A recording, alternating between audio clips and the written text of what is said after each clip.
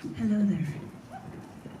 I would like to read something short from the Poetry Performance of a Collection book, Chapter 48, Volume 2. It's a cat poem. If I've heard it before, this is called On All Fours.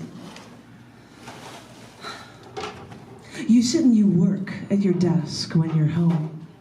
It's like you're not here when you're here, when you're lost in your work. But I've noticed one thing.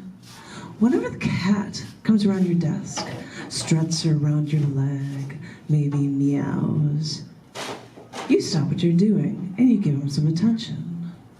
Sometimes the cat will even jump up on your desk, put his paw on your book you're reading to see if you'll scratch him behind his ears. So, I wonder if this is what I have to do. I'll crawl around to your desk on all fours, rub my head against your leg to see if you'll stop your work for me.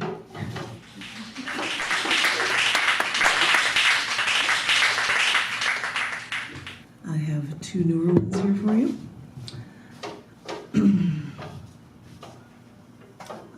This was written just so that you guys know, because there's no special date, but it was written on the closing date of when we bought our home here in Austin.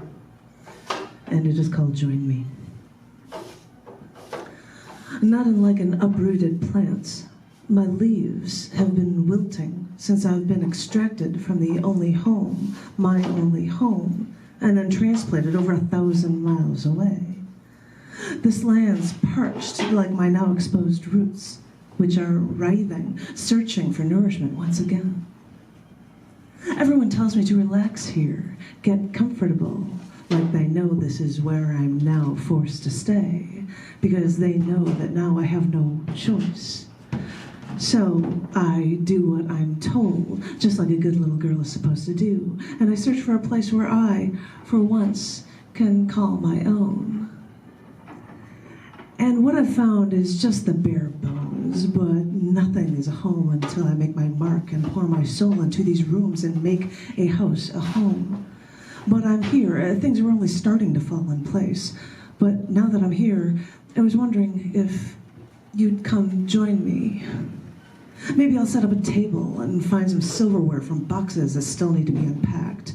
There's no working electricity, so maybe we can just light some candles and celebrate in the dark with champagne. Who knows, maybe a stray cat will come over to the window to check us out. Because I've been uprooted, you see, and I've been looking for a place I could call my own. Let's step outside, because even now more stars are looking out for me, and my favorite hunter is right outside when I step outside my own front door, maybe gaining strength from me as I gain strength from him. Since I've been uprooted, I have needed that strength I find in the night sky, the one constant thing in my now uprooted life. So please, my roots are searching for water. My veins now squirm, trying to find a new home. So I will ask you nicely. I'll stand on my tippy toes, and I'll raise the pitch of my voice like whenever I'm asking for something. Please, join me. I'm searching for a place to call my own. I'm searching for a place that I can make my home. I'm all alone here, so please, join me.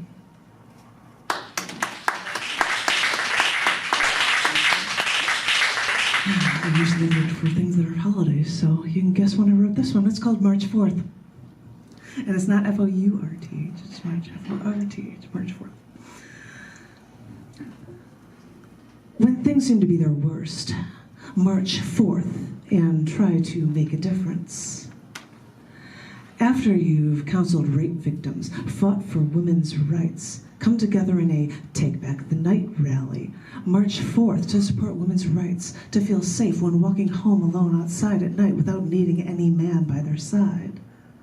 March forth when you see a political injustice in how a government treats its citizens, even if it means you have to stand in a square and confront an armed tank by yourself.